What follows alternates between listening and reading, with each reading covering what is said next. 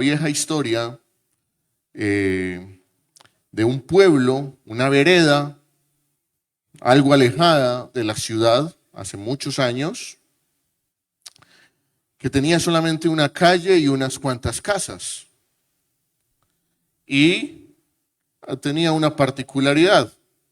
Había una casa al frente de la calle donde vivía el ciego de la vereda y al otro lado vivía un paralítico en aquel vecindario.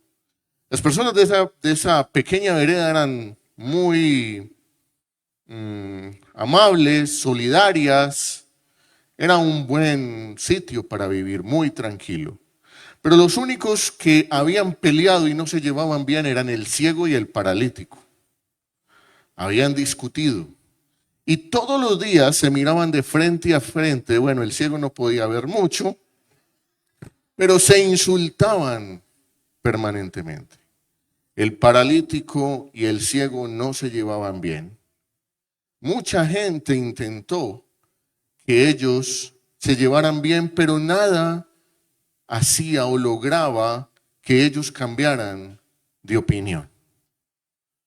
Dice esta historia que en algún momento hubo un gran incendio en aquella vereda. Un gran incendio que estaba consumiendo todas las casas. Dice que la gente de la vereda salió corriendo y a todos se les olvidó el ciego y el paralítico.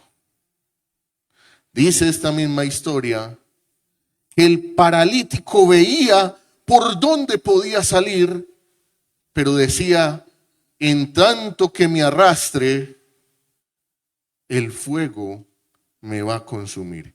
Y que el ciego no sabía por dónde huir del fuego.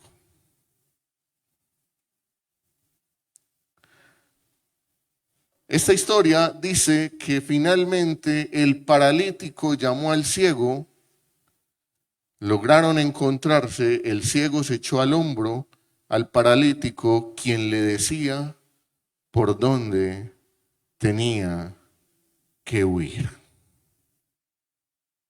Pero esta historia pudo haber tenido un final alternativo, triste. Y el final alternativo es que el ciego y el paralítico nunca se encontraron y fueron quemados por el incendio. ¿Cuál historia le gusta más? ¿Cuál final?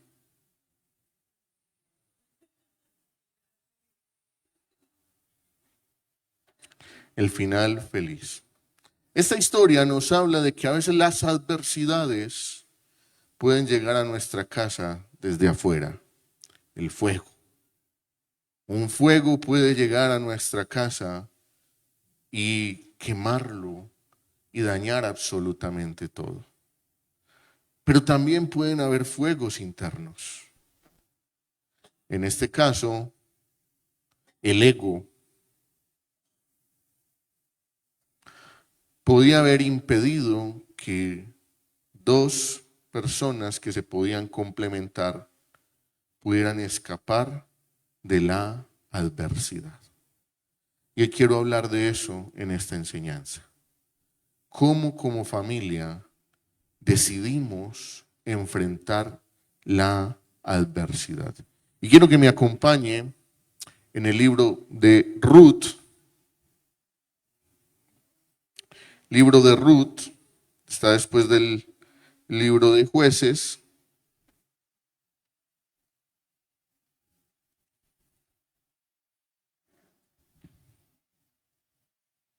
Capítulo 1. Capítulo 1 del libro de Ruth. Vamos a leer inicialmente del 1 al 5. Voy a leer en esta versión, usted lo va a seguir en su Biblia, en la versión que usted a bien tenga. Y dice, aconteció en los días que gobernaban los jueces, en Israel hubo hambre en el país. Y un hombre de Belén de Judá fue a residir a los campos de Moab con su mujer y sus 2 hijos. Verso 2. Aquel hombre se llamaba Elimelec y su esposa se llamaba Noemí. Los nombres de sus 2 hijos eran Malón y Kelión, efrateos de Belén de Judá. Y llegaron a los campos de Moab y allí se quedaron. Verso 3. Y murió Elimelec, esposo de Noemí, y quedó ella con sus 2 hijos. Ellos se casaron con mujeres moabitas. El nombre de una era Orfa y el nombre de la otra era Ruth. Y dice que vivieron allí unos 10 años. Verso 5. Murieron también los 2, Malón y Kelión, y la mujer quedó privada de sus 2 hijos y de su marido. Vamos a dejar por ahora hasta ahí. ¿Qué tragedia acabamos de escuchar? ¿Qué tragedia? ¿Qué puede pensar usted de esa historia? Una tragedia, ¿cierto? Una gran tragedia. Vamos a desmenuzar esa tragedia. Lo primero que nos narra la Biblia es por qué salió esta familia de su casa, de Judá. Dice la Biblia que había un periodo de gran hambre. Era el periodo, dice la Biblia, de los jueces. Y recordemos que en el periodo de los jueces había una constante en el pueblo de Israel, que ellos desobedecían a Dios y luego se arrepentían y Dios levantaba un juez para que los rescatara. Volvían y hacían lo malo delante de Dios y entonces había consecuencias. Cada que el pueblo se alejaba de Dios, habían consecuencias. Tal vez lo que pasó en el periodo que nos narra la Biblia con Elimelec y su familia es que estaban en un momento en el que Dios dejó de bendecir al pueblo de Judá, dejó de bendecir al pueblo de Israel. Así es que hubo hambre, hubo escasez. Si lo ponemos en términos de hoy, había un mal momento económico en aquella nación. Y esta familia tomó la decisión de marcharse. ¿Sí? Tomó la decisión de marcharse. Es decir, que esta familia fue una familia migrante. Salió de su pueblo y se fue a los campos, dice, de Moab. Moab. ¿Sí? Y salieron, ¿de qué pueblo eran ellos? ¿Y dentro de Judá de qué ciudad? Belén. ¿Y qué significa Belén? La palabra Belén significa casa de pan, pero no había pan en la casa. Entonces les tocó salir a Moab. ¿Y qué era Moab? Una tierra pagana, una tierra enemiga, ¿cierto? Si se quiere, los moabitas eran personas enemigas del pueblo de Israel. Sin embargo, ellos van a Moab. Y dice la palabra que Cuando llegan allá, Elimelec, Elimelec, el padre de familia, ¿sí? Elimelec significa el Señor es mi rey. El padre de familia muere. Entonces ya llevamos dos tragedias. Hambre, escasez, tienen que salir. Y cuando llegan allí, al poco tiempo, el padre de familia muere. No obstante, dice la escritura que ellos decidieron quedarse. Noemí y sus dos hijos, ¿sí? Decidieron quedarse y sus hijos se casan con mujeres extranjeras, es decir, con moabitas, ¿sí? Se casan con mujeres extranjeras. Ahora, no eran muy prometedores los nombres de Malón y Kelión, ¿sí?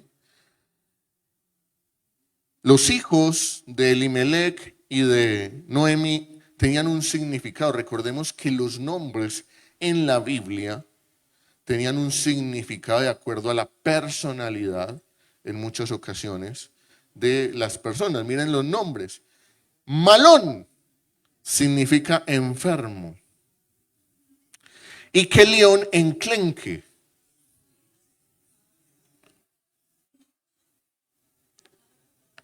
Yo creo que Orfa y Ruth no tenían como muy buen ojo. Malón y Kelión. Bueno, esto puede significar que estos muchachos eran enfermos. Todos dos. Y ella decidió quedarse allí con ellos. Y dice la Biblia que también murieron al cabo de 10 años. Observen esto. Uno podría decir, ¿por qué Dios permitió esa tragedia en esa familia?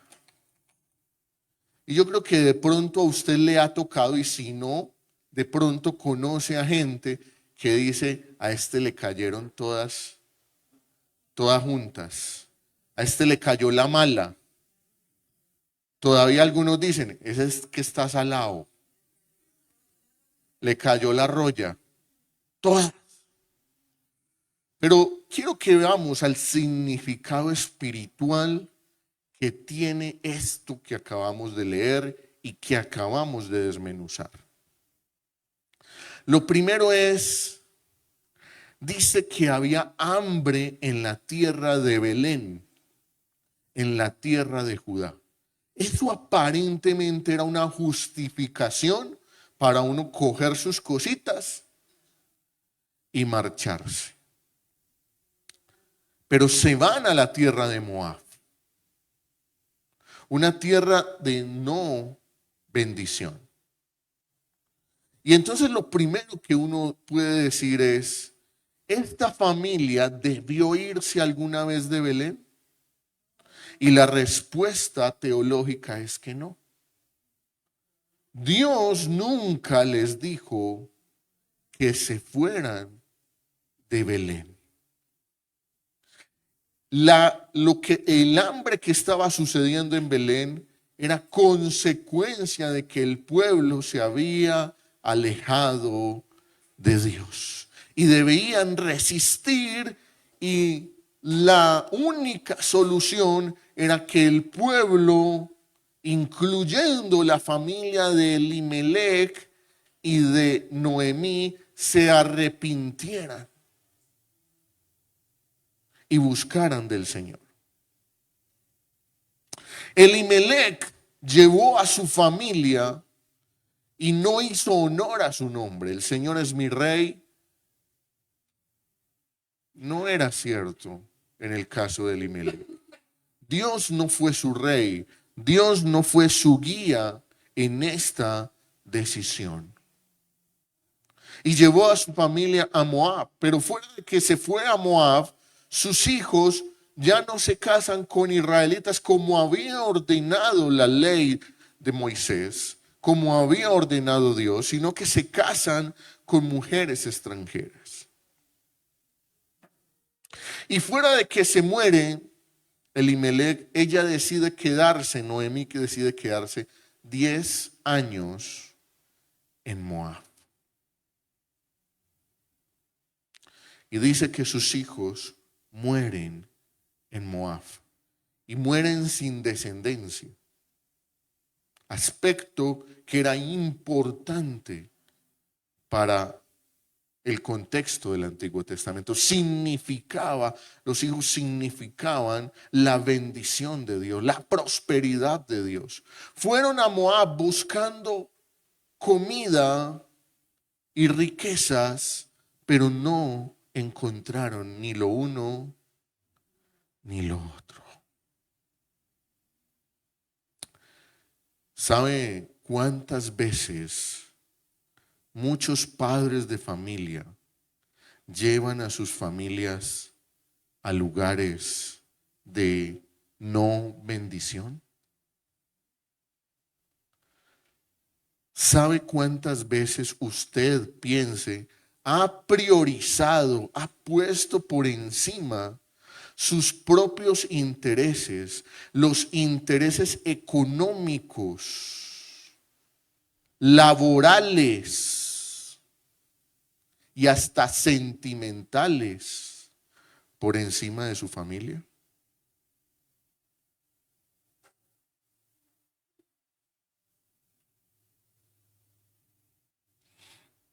Hay personas que toman decisiones, es que hay que trabajar de lunes a domingo y la iglesia no. Y buscar a Dios, no, después. Estoy en la época productiva, tengo que aprovechar.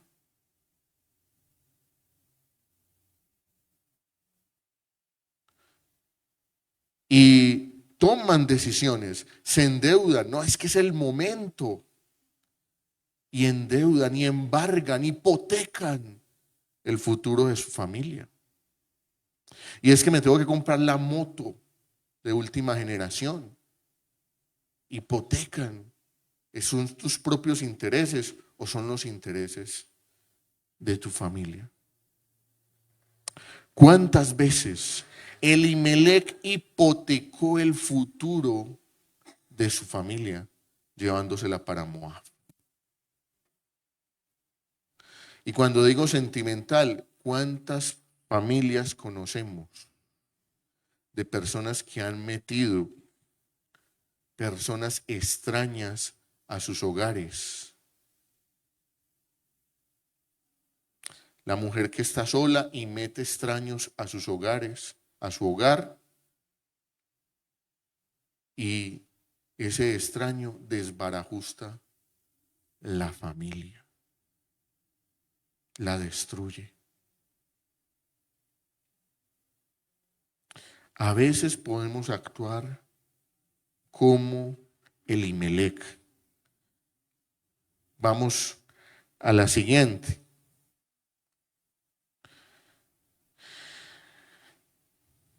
Noemí, cuando vio este panorama, cuando vio toda esta tragedia, decidió actuar.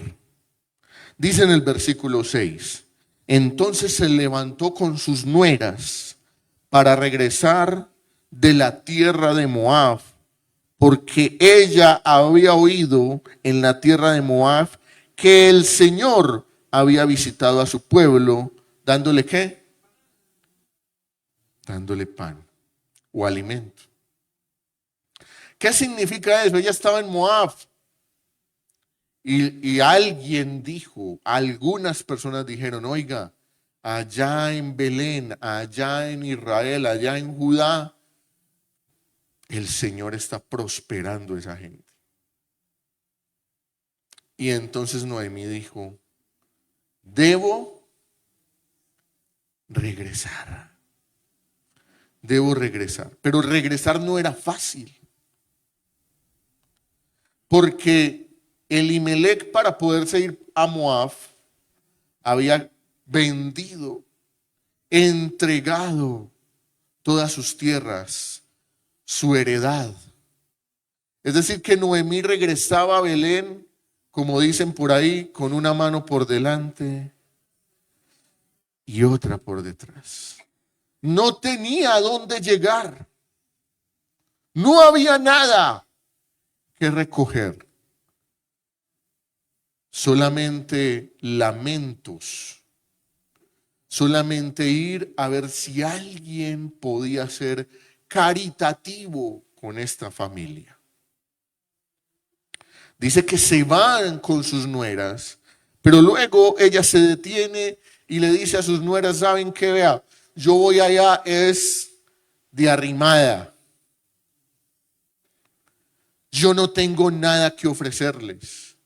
La ley dice que ustedes se deben casar o que yo les debo proveer a alguien con quien se puedan volver a casar, pero yo no tengo más hijos. Y yo no creo que ustedes esperen a que yo tenga más hijos para que ustedes se puedan casar con ellos. O sea que lo mejor es que se devuelvan, que se queden aquí en Moab. Y dice textualmente la Biblia que vuelvan a adorar sus dioses, que vuelvan a seguir con su vida aquí en Moab. Entre tanto, yo veo a ver allá que me puedo rebuscar. La ley natural también enseña. Era más fácil conseguir comida para una que para tres. Y entonces dice la Biblia que ambas se pusieron a llorar, Orfa y Ruth. No, no queremos dejarte. Tú eres como nuestra mamá. Tú eres nuestra familia. ¿Dónde? ¿Qué podemos hacer? No podemos hacer absolutamente nada. Pero dice que Noemí insistió y dijo, yo quiero liberarlas de este yugo. Entonces Orfa, llorando y todo, le dio un beso y le dijo, listo, yo me devuelvo. Yo me devuelvo porque de pronto si logro levantar algo para el resto de la vida. Pero cuando miró a Ruth tomó otra decisión. Versículo 16. Capítulo 1, versículo 16. Y este es el famoso versículo por el que es más conocida Ruth. Dice en esta versión, sé que la Reina Valera lo dice muy bonito, pero Ruth le respondió, no insistas que te deje o que deje de seguirte, porque a donde tú vayas, yo iré. Y donde tú mores, moraré. Tu pueblo será mi pueblo y tu Dios será mi Dios. Qué bonita frase, qué bonita palabra. Lo voy a tratar de parafrasear, voy a tratar de ponerme en la escena. Orfa le dio el pico y se va, y cuando ella mira a Ruth, tal vez Ruth también llorando le dice, yo sí no me voy a ir. No me insistas que me vaya, porque donde tú vayas, yo iré contigo. Yo ya no soy más moabita. Tu pueblo será mi pueblo. Y el Dios que tú nos has enseñado a creer, ese seguirá siendo mi Dios. Y Ruth no deja a Noemí, sino que se va con ella hacia Belén. Aquí podemos ver a una Ruth solidaria. Una Ruth que dijo, esta mujer a ella sola no va a tener oportunidad en el futuro. Porque sí, puede que ahora la reciban, que le den algo de caridad, pero no va a tener oportunidad. Va a necesitar a alguien que le ayude. Va a necesitar una mano amiga. Va a necesitar que alguien la escuche cuando ella esté en momentos de angustia. Pero también Ruth es consecuente con la nueva fe que había aprendido de Noemí. Esa frase de tu Dios será mi Dios no es una frase gratuita.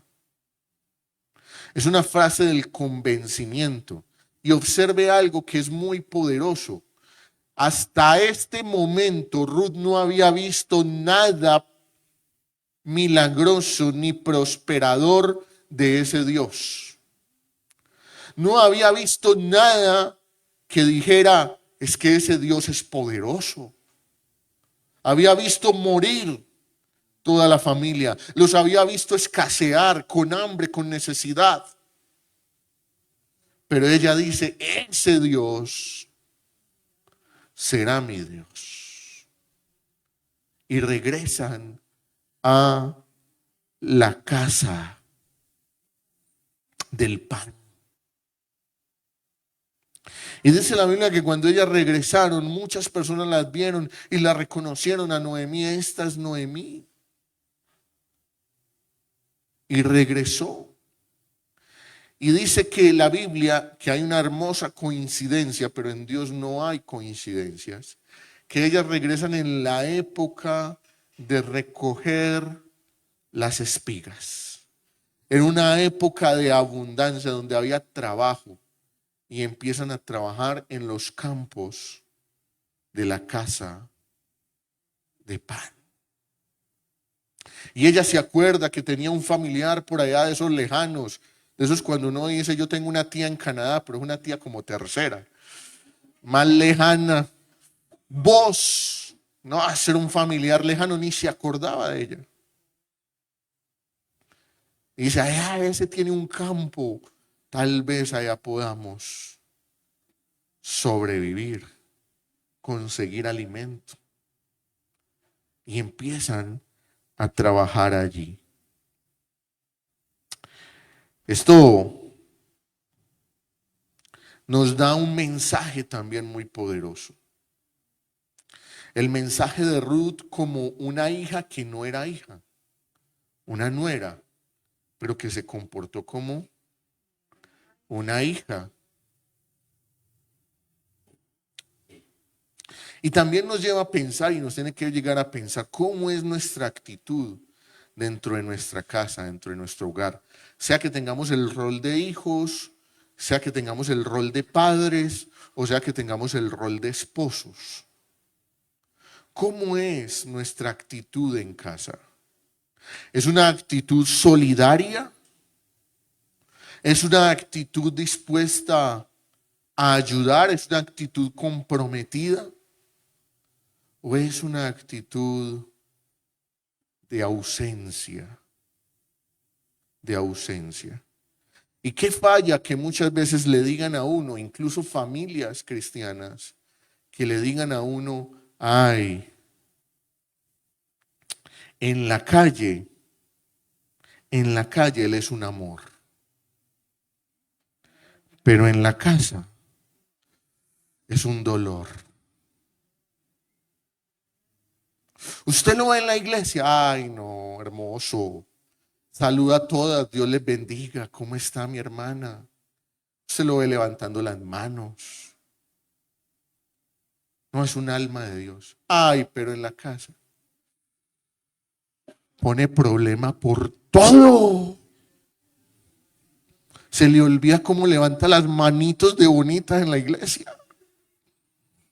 En la casa, vean, no lava un plato.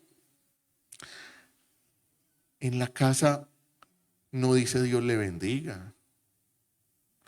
En la casa utiliza unas palabras feas, de grueso calibre, hirientes, dañinas. ¿Cómo es nuestra actitud? ¿Somos Ruth realmente? ¿Solidarios? ¿Empáticos? ¿Dispuestos a sacrificar cosas nuestras? ¿O aquí cada quien por su lado? Y hay desagradecimiento muchas veces en la adversidad. ¿Por qué no está la comida? ¿Por qué la comida no está lista?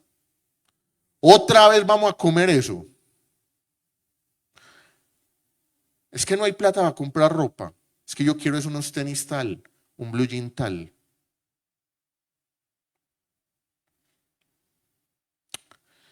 ¿Cómo es nuestra actitud en casa? ¿No estamos dispuestos a sacrificar nada? ¿Nada? Este es mi programa. Y de malas lo que pasa en la casa.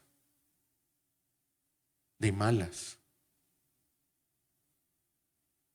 Que es que la casa está cayendo y usted no está.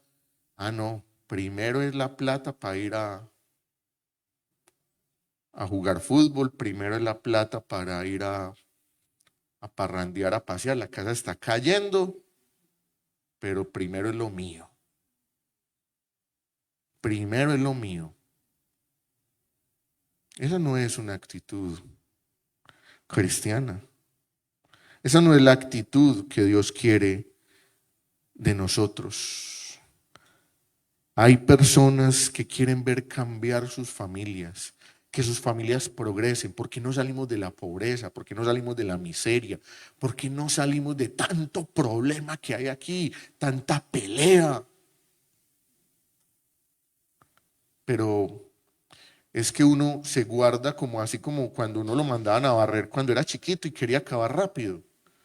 Que uno levantaba el tapete y metía la basurita debajo de la cama. Eso no se ve. Sí, hay gente que, que cree que puede guardar las ofensas en el secreto de sus cuartos. Que no es sino cerrar la puerta o la cortina del cuarto y aquí nos dijimos hasta que nos íbamos a morir y no importa, nadie se va a dar cuenta de eso. Y afuera en la calle, vecino, ¿cómo le va? Bien, bien, pero no puede reírse mucho porque le falta un diente del golpetazo que le dieron la noche anterior.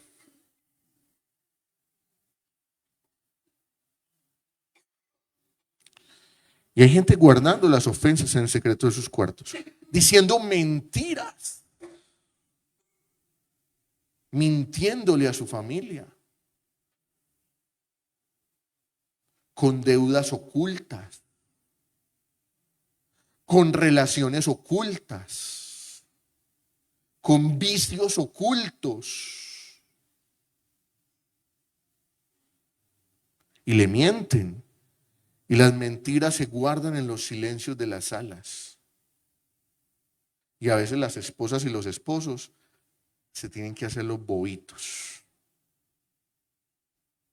Los bobitos, porque si yo le digo algo, aquí se arma la de Troya. Y hay silencios incómodos en los hogares. No se habla de los problemas, no se puede hablar de los problemas. No se puede hablar porque hay pelea, hay bonche. Hay rencor en medio de los comedores.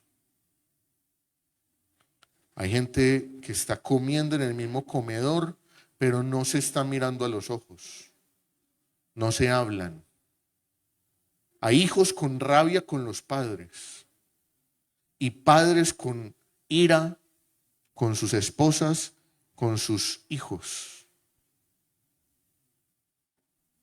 Y están sentados a veces en el comedor, si es que se sientan en el comedor. Y no se hablan. Y no se hablan. Y eso pasa en las casas. ¿Creen ustedes que qué pasa ahí cuando llega un huracán? Cuando llega una adversidad a esa casa. Cuando llega una enfermedad, cuando alguien pierde el empleo, cuando hay una situación difícil con uno de los hijos. ¿Creen ustedes que esas familias pueden ser un equipo para enfrentar la adversidad?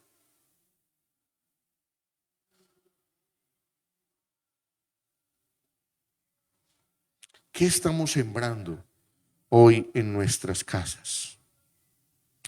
Es momento de decisión. Noemí tomó una decisión, puede que muy tarde, 10 años, pero la tomó. Y cuando regresó, Ella pensó, yo me imagino que durante esos 10 años, ¿será que me devuelvo? Pero ¿qué van a decir de mí? Pero yo, ¿dónde voy a caer allá? Y regresó y encontró pan. Luego la historia bíblica nos narra, siguiente por favor, algunos otros elementos muy importantes. No la voy a leer toda, les queda de tarea para los que no se han leído el libro de Ruth.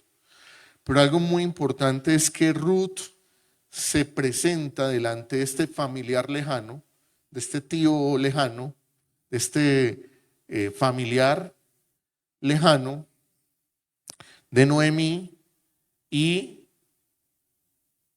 digamos que Ruth va a donde él, al encuentro de él, y este hombre es un caballero. Este hombre dice, bueno, no, momentico, que yo conozco otro familiar que puede estar más interesado en usted. Pero una vez vos se cerciora de que no hay nada que hacer, él dice, listo. Entonces Ruth, vamos a hacer las cosas del derecho.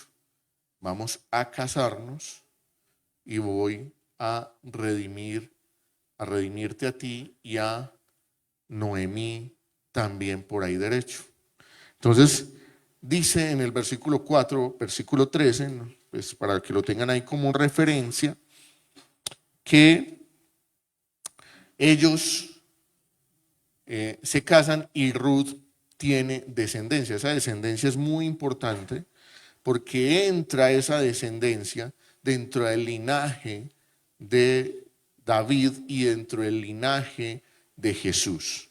Y recordemos que Ruth no era judía, sino que era moabita, ¿sí? Pero Dios también la restituye ahí.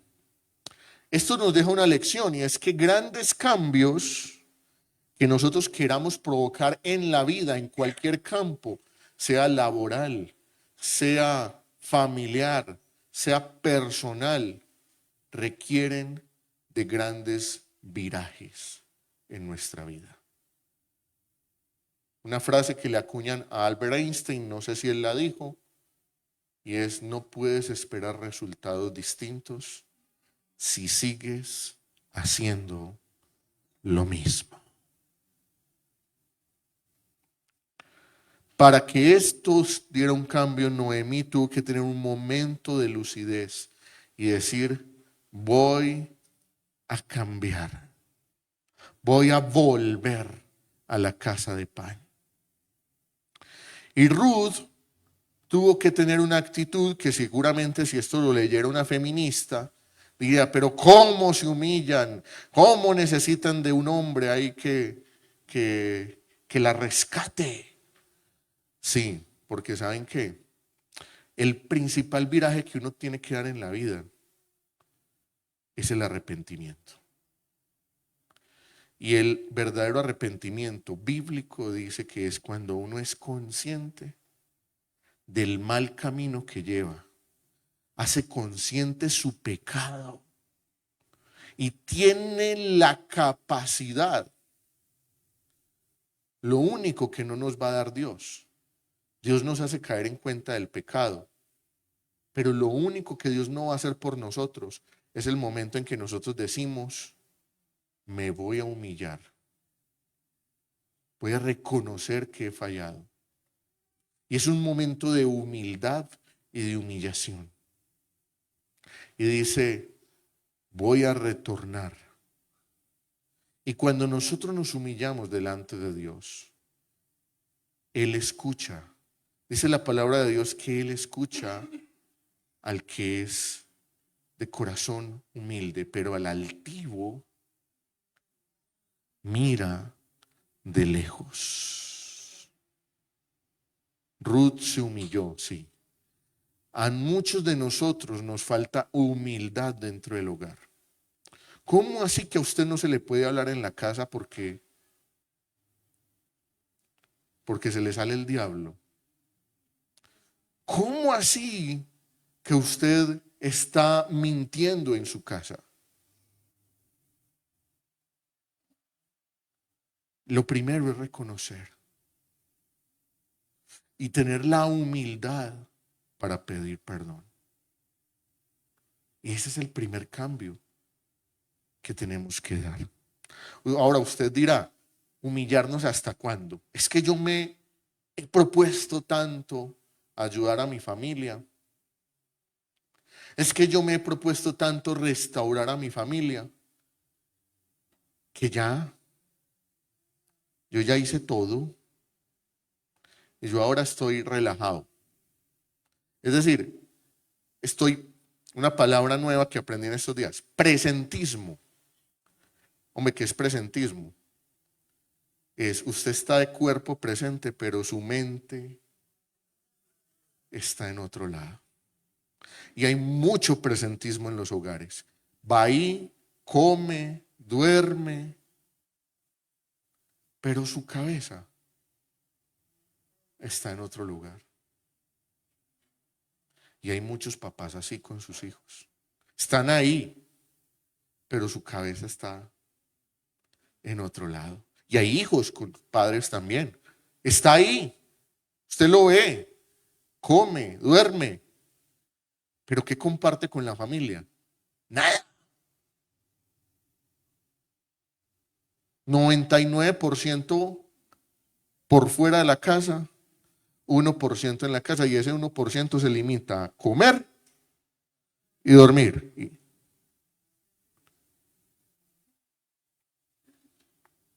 ¿Ustedes creen que eso hace que eso está en el camino de Dios? Ahora, ¿qué tanto? Bueno, les voy a contar aquí rápidamente un caso que ustedes de pronto conocen. El caso de Oseas. ¿Conocen el caso de Oseas? Dice la Biblia rápidamente, también otra tarea, Oseas son poquitos capítulos, por lo menos los 3 primeros capítulos, que Oseas se casó con una mujer prostituta. Y en el capítulo 1 narra de Oseas cómo él va, la busca, la encuentra en un lugar no muy santo, no muy agradable, la rescata de ahí, se casa con ella, tiene varios hijos, creo que 3, y en el capítulo 2, por allá como en el versículo 6, dice que ella, después de haber tenido 3 hijos con él, lo engaña y se devuelve al prostíbulo. Y encontramos en el capítulo 2 que Oseas dice, no, esa mujer, vea, yo le di de todo, la puse a vivir bueno, Dios nos dio hijos y ella se fue. Es una malagradecida, es una prostituta, ta. ¿Y saben qué le dice Dios en el capítulo 3? Va a búsquela. Va a búsquela. Y no solamente vaya a búsquela, sino pague por ella. Y dice que el precio que tuvo que pagar Oseas por ella era como el precio de una virgen. Y Oseas fue y la rescató. Ahora, ¿qué significa esto dentro de lo que estamos hablando? Y es, bueno, al principio hablamos de una historia del ciego y el paralítico. El fuego era el peligro, la adversidad externa. Me quedé sin empleo, estamos pasando hambre, necesidad. Vino alguien de afuera y dañó nuestro hogar. Fuego. Pero adentro de nosotros hay un enemigo mucho más grande que el fuego. Y en el corazón de las familias hay un enemigo más fuerte que el fuego. Y el fuego solamente se quema la casa, quema nuestra casa, cuando no tenemos la capacidad del ciego y del paralítico de ponerse de acuerdo para salir. Si nuestro ego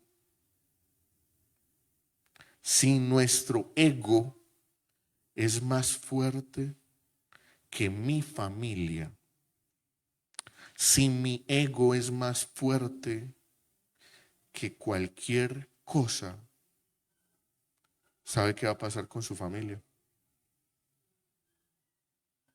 Cuando llegue la adversidad. En Miami, yo no es que haya ido por allá, las casas tienen que prepararse y ya saben cuándo se viene la temporada de huracanes. Y todas las casas, todas las familias saben que en esa época tienen que reforzar sus ventanas, sus puertas, y que cuando suene la alarma tienen que descender a los sótanos, porque son casas que se hacen con sótanos, para poder resistir los huracanes. Y en Miami se volvieron expertos en levantar casas después de los huracanes. Primero les tardaba hasta 6 meses reconstruir una casa después de los huracanes. Después se dieron cuenta que no podían tardar tanto tiempo, porque cuando ya terminaban, ya venía el otro huracán. Entonces hoy se demoran menos de un mes reconstruyendo las casas de los huracanes. Hay casas por las que los huracanes de la vida han pasado. Hay familias por las que los huracanes de las adversidades han pasado. Y todavía hay muchas grietas sin recuperar. Todavía hay muchas casas con los vidrios rotos, las paredes destruidas, las puertas caídas.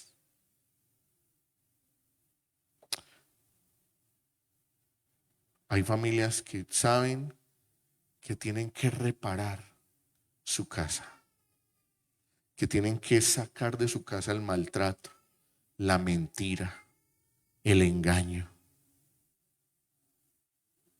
que tienen que sacar de su casa la mala cabeza financiera, el desorden económico, pero que están simplemente barriendo y metiendo debajo de las camas y de los tapetes. Dios te está llamando hoy como llamó a Noemí. Hay que regresar a la casa de pan, como llamó a Oseas. No se quede a usted que está ahí parado diciendo, ya hice todo lo que tenía que hacer. Vaya y rescate su casa. Vaya y rescate su hogar. Venza el ego para que el fuego no consuma. ¿Qué tal si usted se pone de pie?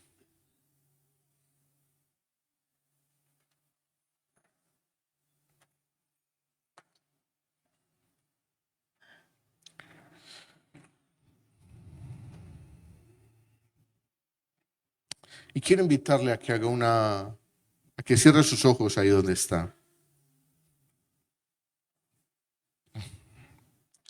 Y yo no sé si Dios le habló. A alguien le tuvo que haber hablado Dios hoy. A alguien. Y si Dios le habló a usted hoy, le dice, es hora de empezar a reparar. Hora de empezar a reparar. No espere que sea su esposa la que empiece, no espere que sea su hijo, su hija, su nieto, su hermano, su hermana. usted, usted. Amado Dios, estamos delante de tu presencia. ¿A dónde iremos? ¿A dónde podemos ir? Solo tú tienes palabras de vida eterna. Señor, y yo no alcanzo a conocer el interno, el corazón de cada hogar aquí, pero tú sí lo conoces. Como líder, como pastor, muchas veces hay personas que se acercan y dicen: mi familia está demolida, mi casa no es una casa de paz, más bien parece una casa de guerra. Y cuando llegan los huracanes, las adversidades, en vez de unirnos, hablarnos, todo se detona, todo se cae, todo se destruye. Siempre hemos pensado que el fuego viene de afuera, pero el fuego más arrollador viene de dentro.